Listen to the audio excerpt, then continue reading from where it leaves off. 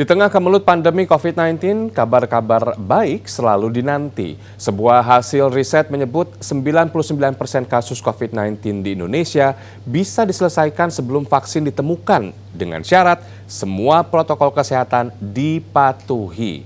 Sementara sembari menunggu ditemukannya vaksin, terapi pengobatan dengan plasma darah para penyintas COVID-19 kini tengah dikembangkan. Laporan khas redaksi merangkumnya untuk Anda. Harapan baru kembali muncul seiring dirilisnya hasil riset LSI Denny JA tentang kemungkinan waktu selesainya pandemi. Metode pengelolaan data dunia ditambah referensi lain membuat 3 kesimpulan soal virus corona muncul ke permukaan. Pertama, 99% kasus virus corona diperkirakan akan selesai sebelum vaksin ditemukan.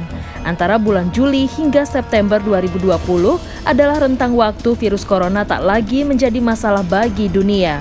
Di periode ini paparan virus corona tetap ada, namun dengan jumlah yang menurun signifikan karena puncak pandemi sudah terlewati. Indonesia yang masuk dalam negara menengah atau kategori B dari sisi kecepatan menyelesaikan kasus COVID-19 diperkirakan bulan Juni 2020 telah mampu menurunkan grafik. Dengan catatan, semua protokol kesehatan WHO dan pemerintah dipatuhi sepenuhnya, seperti penggunaan masker, cuci tangan dengan benar, social distancing, beraktivitas dari rumah, hingga larangan mudik. Dari mana kita tahu?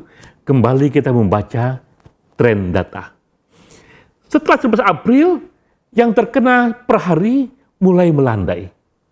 Dan kita tahu ujungnya nanti dia akan menurunnya. Nah, saat itu kita bisa katakan bersandar pada model projection pada bulan Juni 2020 99% kasus virus corona akan tuntas di Indonesia. Kesimpulan ketiga, 100% Indonesia dan dunia akan terbebas dari virus corona saat ketika vaksin ditemukan. Diperkirakan terjadi antara bulan Mei hingga Juli 2021. Saat vaksin telah resmi ditemukan, COVID akan berubah menjadi penyakit biasa yang tak lagi mematikan. Semua kesimpulan ini diambil dengan membaca tren data dunia dan Indonesia atas kasus corona untuk menjawab apakah dan kapankah puncak pandemik terlampaui. 3 sumber data yang digunakan adalah Worldmeter data dunia virus corona, Singapore University of Technology and Design, dan sejumlah hasil riset global lain yang meneliti kasus COVID di 4 negara yaitu Jerman, Korea Selatan, Australia, dan Selandia Baru.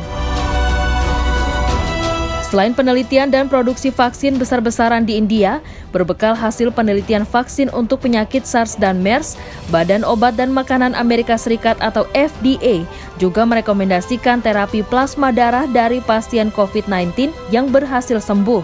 Terapi ini dinilai menjadi salah satu yang paling efektif mengobati infeksi COVID-19.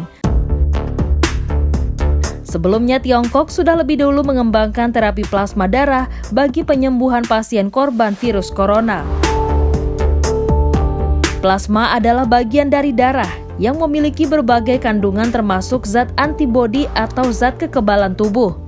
Plasma darah diperoleh saat seseorang diambil darahnya, diberikan zat antikoagulan atau zat pencegah pembekuan darah, lalu dipisahkan. Hasil pemisahan ini akan mendapatkan sel-sel darah merah dan cairan plasma yang terdiri dari 92% air, 7% protein, dan 1% zat lainnya. Saat seseorang terinfeksi virus, jamur, atau bakteri, tubuh akan menciptakan zat antibodi kuat yang mampu mengeliminasi penyakit.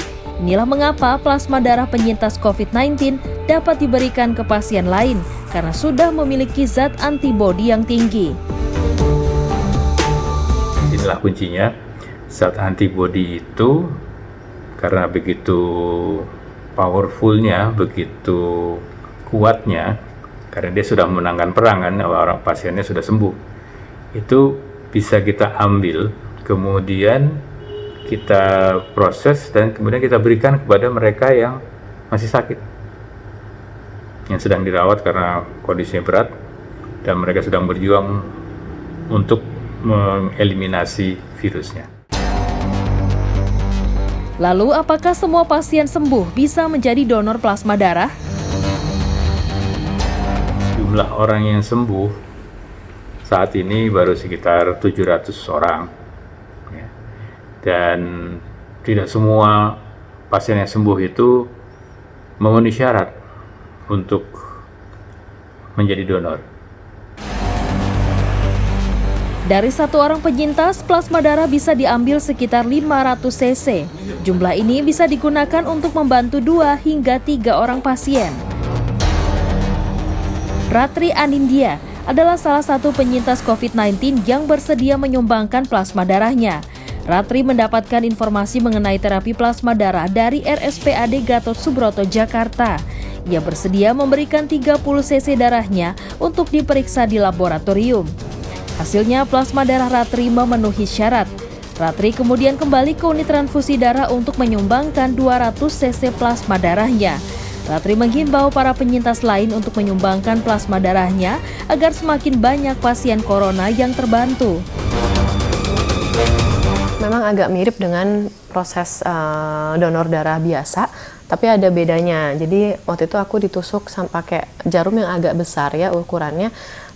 Di sebelah saya di sebelah aku ada mesin penyaring plasma darah dari darah merah itu. Nah, lalu jadi darahku diambil semuanya, lalu masuk ke mesin tersebut, plasma darahnya disaring dan plasma darah itu yang berwarna putih kekuningan masuk ke tabung lain begitu. Nah, setelah 100 cc dari plasma darah aku udah terambil, lalu darah merah tadi di dalam mesin itu masuk lagi ke tubuhku. Harapan baru kesembuhan terus bermunculan dan memberikan suntikan semangat kesembuhan bagi semua orang yang kini tengah bersama menghadapi pandemi COVID-19. Yang pasti, dengan terus memupuk semangat positif, saling membantu, dan disiplin mengikuti protokol kesehatan, pandemi ini akan bisa kita lalui. Tim Liputan Transmedia.